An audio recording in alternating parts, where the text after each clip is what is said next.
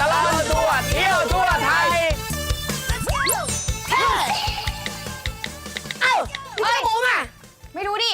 เฮ้ย ยังอยู่เลยอ่ะ เดี๋ยวเสียง เจ๊ พี่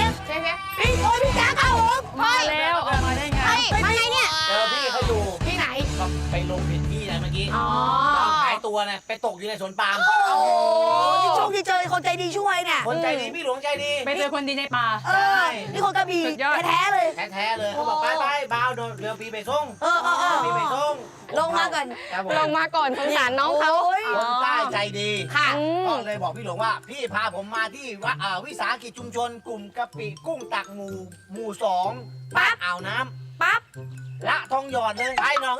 ไปส่งพี่ไปส่ง ใจดี โอ้ยใจดี นะคนกระบี่ ห เนี่ น้าย ตาดีใจดี เออ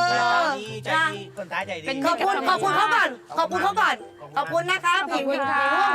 ผีร่วง ไม่ตาว่านนี่ เขาเป็นภูมิแพ้ต้อลมขี่มอไซค์มาลมตีตา ตาก็เลยหวานเลยอ่ะเอาเป็นว่าตอนนี้เราอยู่ตรงนี้แล้วที่นี่เขาดังเรื่องอะไรคะ ตอนเรื่องกะปิที่สำคัญเป็นสินค้าโอท็อปของหมู่บ้านเลยค่ะ เอาเป็นว่าเข้าไปดูเลยหนูอยากจะชิมกะปิอยากไปคุยกับกะปิกันเนี่ยฮะ แยกย้าย แยกย้าย หนูไปคุยกับผู้ที่เขามีความรู้เชี่ยวชาญ เนอะ ที่นี่ มันเข้ากับหนูเลยเรื่องนี้ ส่วนเราจะไปรู้ใช่ไหมคะเราจะไปต ไปต เฮ้ยไปเข้าไปเถอะไปคุยกันเลยไป ำไปตำให้สุดๆเลย แหมไงน้องเขียวชะอุ่มนะตอนนี้เราอยู่ใครคะ ำตอนนี้อยู่กับพี่สมศักดิ์ปานบุญนะคะ หรือบังหมัดของเราค่ะเลขาวิสาหกิจชุมชนกลุ่มกะปิกุ้งตักนะคะ บ้านอ่าวน้ำ พี่มัด สวัสดีค่ะ นี่เลยหนูจะมาคุยเรื่องกะปิ แต่ก่อนจะไปคุยกะปิเนี่ยเราเดินเข้ามาปุ๊บโอ้โหพี่ สดใสสดชื่นเลยค่ะ เจอความเขียวชอุ่มทั่วเลย มันคือต้นอะไรพี่ คือต้นอะไรคะ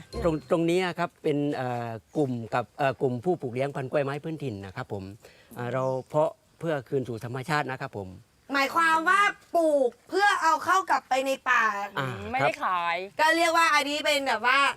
ส่งเสริม ส่งเสริม ชุม นะ ช คะ นนะแต่สิ่งสำคัญเนี่ยคือที่หนูมาหาพี่เนี่ยของพี่นี่ดังมากเลย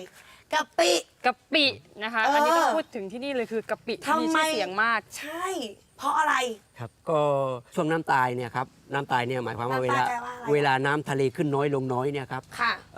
ชาวบ้านหรือสมาชิกในกลุ่มเนี่ยจะไปตักกุ้งเคยมาครับมาแล้วก็มาส่งให้กับโรงกะปิครับ อันนี้ของเราคือโรงใช่ไหม ครับกลุ่มกะปิหรือโรงกะปิโรงผลิต ก็แปลว่ากระจายรายได้เหมือนกันเนาะก็คือว่าก็เคยก็เอามาจากคนในท้องถิ่นเราเนี่ย ใช่ แล้วก็มากระบวนการการผลิตแบบอย่างเงี้ย แม่ ถูกต้องครับ เป็นไง แพ็กเกจดีมาก ทันสมัยนะ ใช่ค่ะ นี่ซีลอย่างดีนะ สะอาด ใช่ค่ะ ปลอดภัย นี่ จุดเด่นของพี่ที่เขาว่ากะปิของพี่อะกะปิกุ้งตักทำไมต้องเป็นกุ้งตักอะ คือการหาวัตถุดิบเนี่ยครับที่มาทำกะปิเนี่ยหรือมาทำเคยเนี่ยครับมี4วิธี แต่ที่นี่เลือกใช้วิธีด้วยการตักอะครับเพราะว่าตรงนั้นนะความอุดมสมบูรณ์ทางธรรมชาติเนี่ยมันเอื้อด้วยการตัก กะปิดีขนาดนี้นะคะกะปิกุ้งตัก ถ้าใครสนใจนะคะผลิตภัณฑ์นี้ก็สามารถเข้าไปได้ที่ www.thailandpostmart.com นี่ส่งให้ถึงบ้านเลย สุดยอดจริง ๆ นะคะ จะอยู่จังหวัดไหนอะไรยังไงคลิกเดียวจบปึ้ง อย่านั่งดูแต่หน้าจอนะคะ ใช่ คลิกปุ๊บได้ของปั๊บส่งถึงหน้าบ้านเลยนะคะ ใช่พูด ห้ามพลาด แล้ว ห้ามพลาด นี่จักระบูมา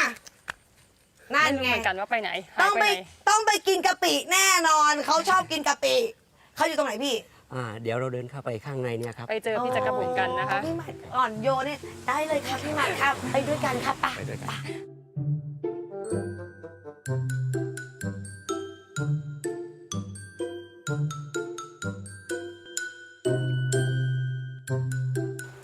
ตอนนี้นะครับคุณผู้ชมครับ เราจะมาดูกรรมวิธีในการผลิต แล้วก็กรรมวิธีในการบรรจุนะครับผมกะปินะครับเคยกุ้งตักนะครับคุณแม่ครับผม นี่คือกุ้งเคย ค่ะ แบบนี้เขาเรียกว่าอะไรครับแม่ ไอ้นี้เป็นกุ้งเคยที่มันจะเป็นเรียบร้อยแล้วก็เอามาตำ เอามาต ค่ะตำวิธีตำ นะครับ ต้องตำเพื่ออะไรครับ เพื่อมันเข้ากับตัวเกลือค่ะ อ๋อ ต้อง ขอให้มันเข้ากันให้มันกลมกล่อมอย่างนั้นใช่ไหมคะ ใส่สีไหมครับ ไม่ใส่ค่ะ ไม่ใส่สีไม่ใส่ผงชูรสไม่ใส่น้ำตาลค่ะ ก็คือมีส่วนผสมก็คือกุ้งเคยกับเกลือเท่านั้น ค่ะ แล้วหลังจากตำเสร็จแล้วทำไงต่อครับคุณ ทำ แม่ ไงต่อคะ ก็บรรจุค่ะ แอมมาบรรจุให้ดูด้วยแล้วการบรรจุต้องสะอาดด้วยนะครับ ใช่ เพราะว่าเขามีมาตรฐานที่ได้รับการยอมรับ ถูก นะครับ ค่ะ ผมนะฮะได้รับการยอมรับแล้วนะครับผมนะครับ หอมนะคะ กับความสะอาดนะครับหอมจริงๆนะฮะหอมจริงๆนะครับ แล้วก็หลังจากบรรจุแล้วเขาจะมีการชั่งต้องได้น้ำหนักเท่าไหร่มะ 4.20 ค่ะ 4.20 ก็ 4 ขีดกว่า ค่ะ นะครับ เกือบ 4 ขีดครึ่งนะครับคุณแม่ขา พอดีเป๊ะ พอดีเป๊ะเลยนะคะตอนนี้ นะครับ นี่ นี่ กด ปึ๊บ นี่ ซิลค่ะ ซีลเสร็จแล้วปั๊บนั่นมีหมุน มีหมุน ให้ ด้วย เวียนหัว มามีหมุนให้เวียนหัวนะครับ และนี่ก็คือกะปิที่ใส่ใจตั้งแต่วัตถุดิบไปจนถึงขั้นตอนการผลิตที่สะอาดและทันสมัย ที่รับประกันถึงความอร่อยสดใหม่สุดๆครับ